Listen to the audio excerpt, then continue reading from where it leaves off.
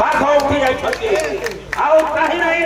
ତେଣୁ ଆସନ୍ତା ଦିନ ମାନଙ୍କରେ ଯଦି ଆପଣମାନେ ବିଚାର କରିବେ ଜନସାଧାରଣଙ୍କ ପ୍ରତି ବାଘର ନିଦ ଭାଙ୍ଗିଛି, ବାଘ କୋଉ ପଞ୍ଝା ମାରିବ ଆପଣମାନେ ଜାଣିପାରିବେ ନାହିଁ। ଏବଂ ଏଠି ବିଜେପି ବିଜେଡିକୁ ଦଲାଲଗିରି କରିବା ପାଇଁ ଆପଣମାନେ ଦେଖାଉଛନ୍ତି, ସରକାରକୁ ହାତ ବାର୍ଷି କରି ବାଘ ପଞ୍ଝାରେ ଆପଣମାନେ ଶେଷ ହେଇଯିବେ। ତେଣୁ ସଜାଗ ହେଇଯାଆନ୍ତୁ ସମୟ ଥାଉ ଥାଉ ଏବଂ ଲୋକ ଐକ୍ୟର କାର୍ଯ୍ୟକ୍ରମ କରିବା ପାଇଁ ଆପଣମାନେ ଆଗକୁ ଆସନ୍ତୁ, ନଚେତ ଆସନ୍ତା ଦିନରେ ସ୍ଥିତି ଭୟଙ୍କର ହବ। ଏଣୁ ନଚେତ ଆସନ୍ତା ଦିନରେ ସ୍ଥିତି ଭୟଙ୍କର ହବ। ଏଣୁ ନଚେତ ଆସନ୍ତା ଦିନରେ ସ୍ଥିତି ଭୟଙ୍କର ହବ।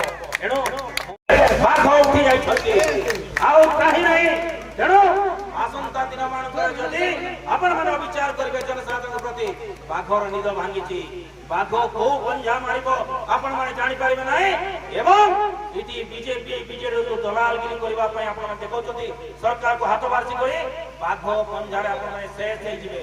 ତେଣୁ ସଜାଗ ହେଇଯାଆନ୍ତୁ ସମୟ ଥାଉ ଥାଉ ଏବଂ ଲୋକ ଐକ୍ୟର କାର୍ଯ୍ୟକ୍ରମ କରିବା ପାଇଁ ଆପଣମାନେ ଆଗକୁ ଆସନ୍ତୁ, ନଚେତ ଆସନ୍ତା ଦିନରେ ସ୍ଥିତି ଭୟଙ୍କର ହବ। ଏଣୁ